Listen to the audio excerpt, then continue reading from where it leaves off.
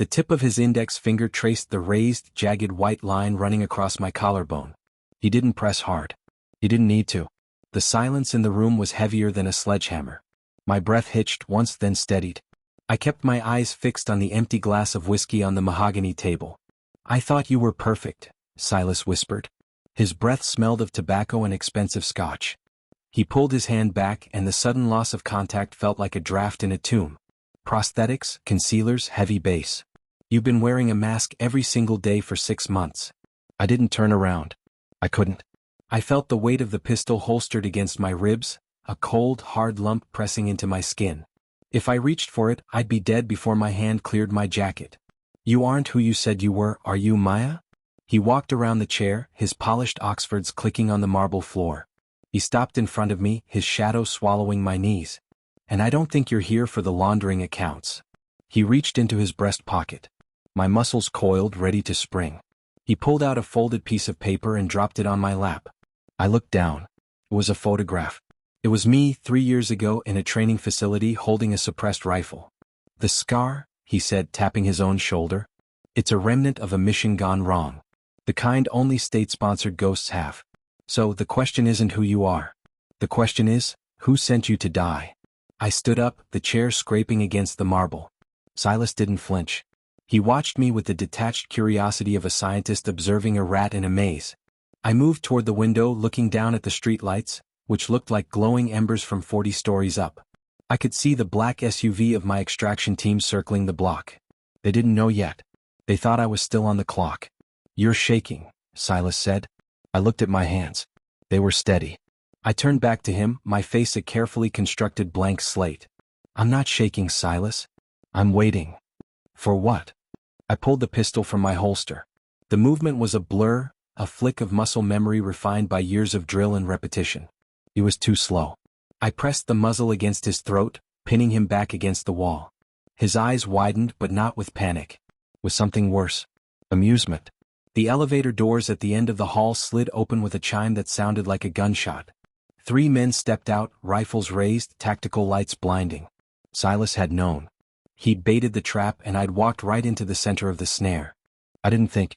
I swung the pistol toward the men, fired twice, once to shatter the overhead light, once to take out the lead guard, and dove behind the marble desk as bullets shredded the wood into toothpicks.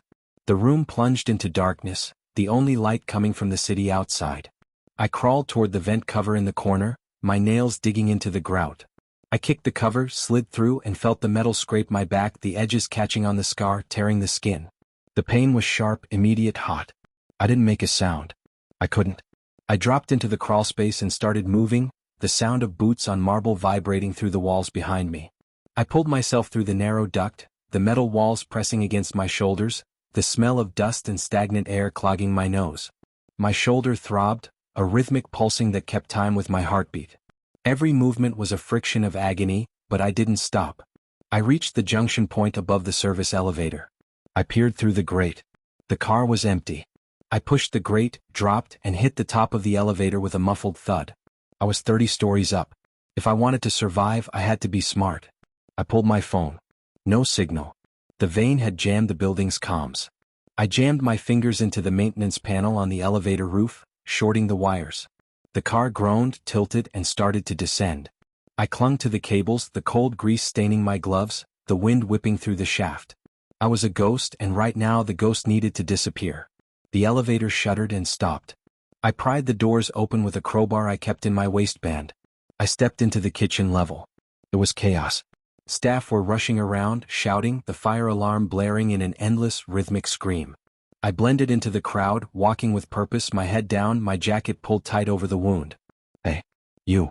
A man in a chef's whites grabbed my arm. His eyes were wide, scanning the hallway. "You see anything?" "Security said someone's in the vents." I looked at him, my expression vacant. I shifted my weight, bringing my knee up into his stomach. He doubled over, gasping, and I delivered a sharp strike to the base of his skull. He went limp. I dragged him into the pantry, shoved him behind a rack of dry goods, and checked the door. Clear. I needed the extraction team. But as I reached for the handle, the door blew inward. Shards of wood flew like shrapnel. I rolled, tucking my chin, landing on my feet behind a stack of industrial crates. 2 guards stood in the doorway, tactical lights slicing through the flour dust and chaos of the kitchen. "Clear left," one barked. I didn't give them the chance. I grabbed a heavy cast-iron skillet from the prep table and hurled it. It clanged against the lead guard's helmet, knocking him off balance. I fired once. The suppressed pop of the pistol was barely audible over the alarm. The second guard fell, his chest blooming red. I scrambled out the back service exit, into a narrow, trash-filled alley. My shoulder was burning, the fabric of my jacket soaked through. I needed to move. They would be here in seconds. I ran. I didn't look at the exit signs. I looked for the service tunnels. I broke through the back door, sprinting down the corridor, the fluorescent lights flickering. I turned a corner and skidded to a stop. Marcus, my handler, was standing there. He was alone. He wasn't wearing a tactical vest. He was wearing a suit. He looked calm, almost bored. "You're late," he said. "They burned me," I spat, my voice tight. "Silas knows. The whole Vane knows." Marcus looked at my shoulder. He saw the blood soaking through my jacket. "I know." I froze. "You knew." "The scar was the test, Maya. We needed to see if you could survive the exposure. You were never meant to just steal the data. You were meant to be the distraction. While they were hunting you, my team was stripping the server clean." The betrayal hit harder than any bullet. My hands didn't shake. They felt cold, stone cold. I looked at the man who had trained me, who had sent me into the lion's den with a target painted on my back. "You used me as bait," I said, my voice barely a whisper. "I used you as a tool," Marcus corrected. "Tools are meant to be worn out." He stepped toward me, his hand reaching for his own weapon. I didn't wait. I fired. The bullet took him in the shoulder, spinning him around. He hit the wall, sliding down. I turned, leaving him on the floor, and sprinted toward the loading dock. I had the codes. I had the exit. But I had no backup. I reached the dock, pulled the side door of the truck open, and climbed in. It was empty. I checked the driver's seat. Empty. I jammed the wires under the dash, my fingers fumbling. The engine coughed and roared to life. I punched through the dock doors, the metal screeching. The headlights of a car cut through the rain behind me. They were gaining. The heavy truck swerved as a bullet punched through the rear glass. I fought the steering wheel, my arms straining. The pursuer was relentless, ramming my bumper, trying to spin me out on the slick asphalt. I swerved into the oncoming lane, dodging a sedan that honked in protest. The pursuer followed. I saw a construction site ahead, a ramp of dirt, a gap in the barricades. I made the call. I turned the wheel hard. The truck hit the ramp, went airborne, the world tilting. We landed with a bone-jarring slam, bouncing across the dirt, the suspension screaming. I hit the brakes, swerved into the cover of a half-built apartment complex, and killed the engine. Silence flooded back. I sat in the dark, my breath coming in jagged gasps. My shoulder was burning. I needed to move. They would be here in minutes. I crawled out the back, dropped into the mud, and started walking toward the city skyline. I had to disappear. I had to change the face I had been wearing for months. I reached a small, run-down motel on the edge of the city. I paid cash for a room, keeping my head down. Inside, I locked the door, pushed a chair under the handle, and fell onto the bed. The exhaustion was absolute. I looked at the scar on my shoulder. It was red, inflamed, the edges torn and jagged. I needed to clean it. I went to the bathroom, filled the sink with hot water, and started to peel away the prosthetic base. It was a delicate process, pulling the synthetic skin from the flesh. As I stripped it away, something caught my eye. Beneath the scar, right in the center of the wound, was a tiny metallic glint. I leaned closer, my heart hammering. It wasn't a wound. It was a port. A data port embedded directly into my muscle. The agency hadn't just planted a tracker. They had planted a drive. Everything I had been working on, every account, every name, every transfer, it was all in my shoulder. I wasn't just the bait. I was the server. If you think the quiet ones are the real heroes and that the people who use their status to destroy others deserve to be exposed, hit the like button. Let's make sure this story reaches the people who need to hear it. I touched the port. It felt cold, unnatural. My entire life, my training, it was all a facade to justify turning me into a human container. I had to get it out. I looked at the sewing kit I'd bought from the convenience store. A needle. A razor. Alcohol. I wasn't a surgeon, but I was a ghost. I sterilized the razor, poured alcohol over my shoulder, and gritted my teeth. The first cut was the hardest. The skin parted, the blood welled up, and I started digging. My hands were shaking, but not from fear. From rage. I pulled the drive out. It was small, no bigger than a grain of rice, but it felt like it weighed a ton. I stared at it, the metal gleaming. I was free. Or so I thought. I heard a knock at the door. 3 slow, deliberate raps. Maya? A voice. It was Silas. How had he found me? I hadn't left a trail. I hadn't used a phone. I hadn't made a move. I know you're in there, he continued, his voice calm, conversational. And I know you have it. The drive. Open the door and we can discuss a new arrangement. I looked at the bathroom window. It was small, rusted shut. I looked at the room, the single bed, the window, the door. There was nowhere to go. I held the drive in my hand. If I destroyed it, I'd be worthless. If I kept it, I'd be hunted until the end of time. I walked to the door. What arrangement? I asked, my voice steady. The one where you don't die, he replied. I opened the door. He was standing there, alone, no gun in his hand. He was holding a glass of water. You're hurt, he said, gesturing to my shoulder. You need help. You want the drive, I said. I want the people who put it there to pay, he said. He looked at me, his eyes searching. They played us both, Maya. You were the bait and I was the distraction. The agency needed to liquidate the Vane, and they needed to erase the evidence. You and I were the loose ends. I looked at him, skeptical. Why should I trust you? Because, he said, I have the other half of the key. He held out his hand. In his palm was another small metallic grain. Without both, he said, the data is encrypted, useless, a meaningless string of code. With both we have the list. Every name, every asset, every offshore account. We have them by the throat. I hesitated. I looked at the drive in my hand, then at his hand. Why? I asked again. Because I'm tired of being a pawn, he said. Aren't you? I looked at him. The rage was still there, but beneath it, a new feeling, alignment, a common enemy. I reached out and placed the drive in his hand. His fingers closed over it. Now, he said, let's get you cleaned up. We sat in the room, the rain beating against the window, the world outside waiting to tear us apart. We were a ghost and a gangster, a traitor and a target, bound together by a tiny piece of metal and a shared betrayal. They'll be coming, I said. Let them come, he replied. We weren't just fighting for our lives anymore. We were fighting to burn the machine that had created us. But as I watched him, I saw his eyes flicker. He wasn't looking at the door. He was looking at my waistband. He was reaching. He didn't make a sound. His hand moved toward his waistband with the smooth, practiced ease of a man who had killed dozens. I didn't think. I kicked the coffee table, sending it crashing into his legs, and threw myself backward. The pistol he pulled, a sleek, silenced compact, roared, the bullet punching a hole through the mattress where my head had been a second ago. You really thought I'd share? He hissed, his face twisted in a mask of amusement. I scrambled toward the bathroom, the only defensible position. He fired again, shattering the mirror. Shards of glass rained down, cutting my cheeks. I pressed myself into the corner, fumbling for the backup blade I'd taped to the inside of the plumbing pipe. You're good, Maya. Really good, he called out, stalking toward the bathroom door. But you're also predictable. You were always going to be the patsy. Even when you tried to play the hero.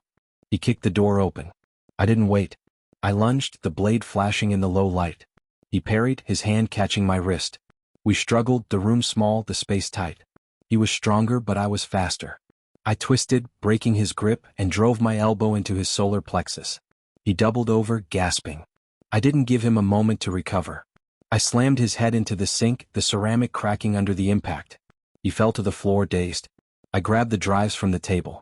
I don't need you to finish this, I spat, stepping over him. I bolted for the door.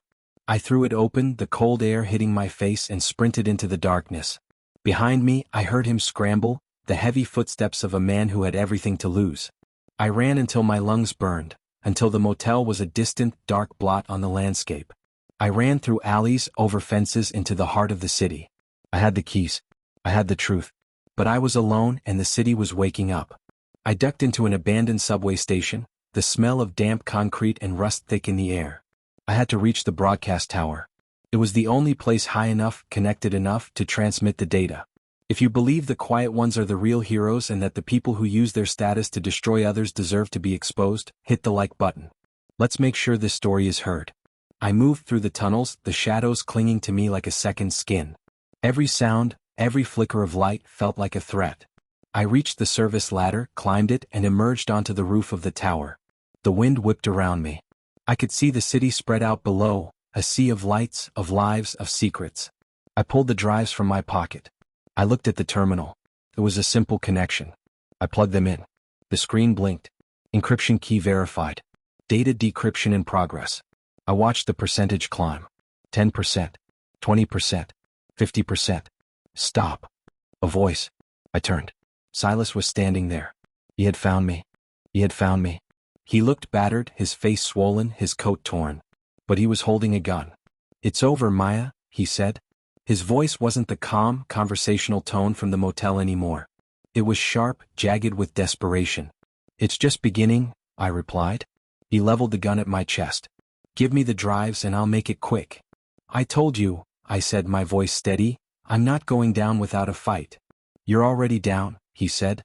He fired. I dove behind the terminal, the bullet whistling through the air where I had been standing. I fired back, the shots echoing in the night. The rain was torrential now, turning the roof into a slick, dangerous expanse. We were locked in a dance, a deadly choreography of lead and shadows.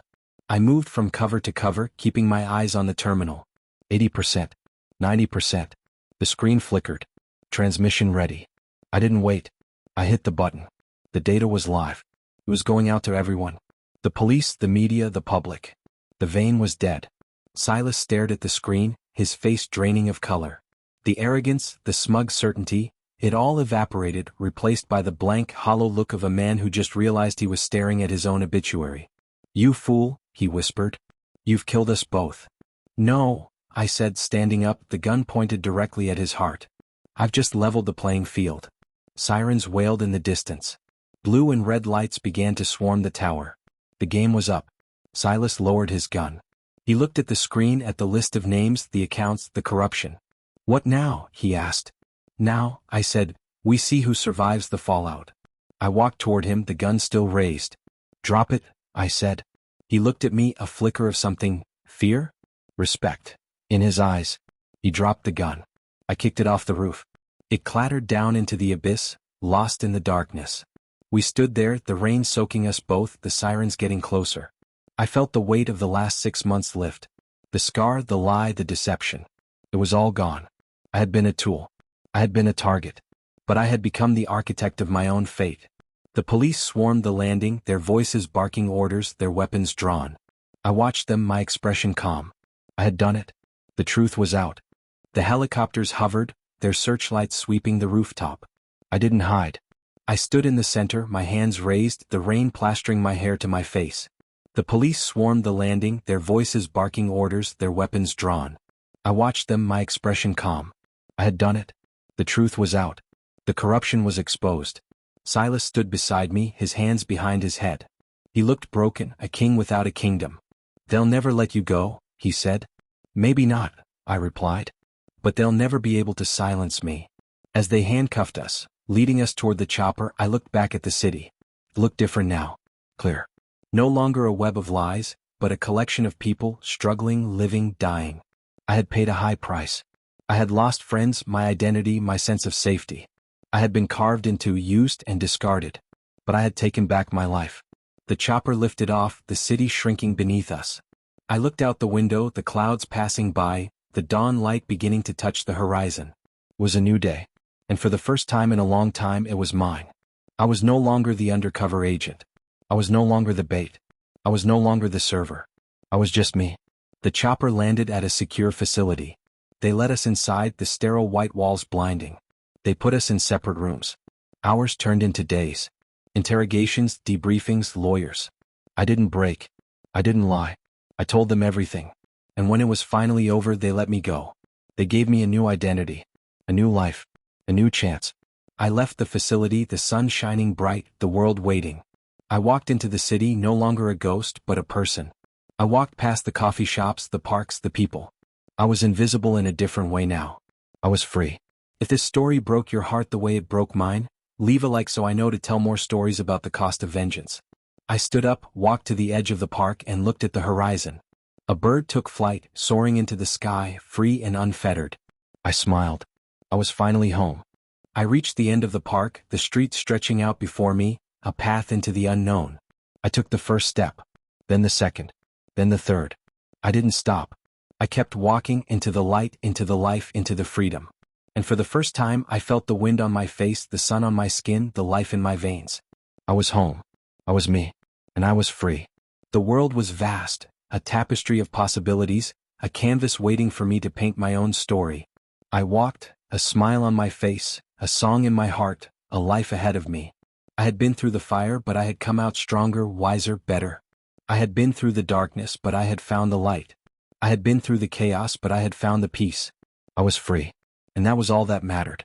The path wound through the trees, the leaves rustling in the breeze, the sun filtering through the branches. I walked, my step light, my spirit soaring. I was free. I had finally found it. The truth. The life. The me. I walked and I walked and I walked. Into the light. Into the freedom. Into the me. The horizon beckoned, a promise of new beginnings, of endless possibilities, of a life yet to be lived. I followed it, my eyes fixed on the future, my heart full of hope. I was free. And that was all that mattered. The path wound through the landscape, the sun shining bright, the world alive. I walked, my step light, my spirit soaring. I was free. I had finally found it. The truth. The life. The me. I walked and I walked and I walked. Into the light. Into the freedom. Into the me. The sun rose, painting the sky in hues of gold and orange, the world beginning to stir. I walked, the light filtering through the trees, the air clean and crisp. I was free. And I was home. The path ahead was long, but I was ready. I walked, the world opened, the possibilities endless. I was free. And that was all that mattered. I reached the end of the path, the city skyline looming in the distance. I stopped. I took a deep breath. I looked at the city, the life, the future. I was ready. I stepped forward. And I began to live. The sun set, painting the sky in hues of gold and orange, the stars beginning to twinkle. I walked, the city lights flickering to life, a beacon of hope in the darkness. I was free. And I was home. The night was soft, the air cool, the world quiet. I walked, a ghost no more, but a person, a life, a story. I was Maya. And I was free. I walked until the city was just a memory, the road ahead the only thing that mattered. I kept walking. I was free. I was me. I was home. The world was vast. The possibilities were endless. The life was mine. And I was free. I walked and I walked and I walked. Into the light. Into the freedom. Into the me. I reached the end of the road, the horizon stretching out before me, a promise of new beginnings, of endless possibilities, of a life yet to be lived. I followed it, my eyes fixed on the future, my heart full of hope. I was free. And that was all that mattered. The path wound through the landscape, the sun shining bright, the world alive. I walked, my step light, my spirit soaring. I was free. I had finally found it. The truth. The life. The me. I walked and I walked and I walked. Into the light. Into the freedom. Into the me. The sun rose, painting the sky in hues of gold and orange, the world beginning to stir. I walked, the light filtering through the trees, the air clean and crisp. I was free. And I was home. The path ahead was long, but I was ready. I walked, the world opened, the possibilities endless. I was free. And that was all that mattered. I reached the end of the path, the city skyline looming in the distance. I stopped. I took a deep breath. I looked at the city, the life, the future. I was ready. I stepped forward. And I began to live. The end.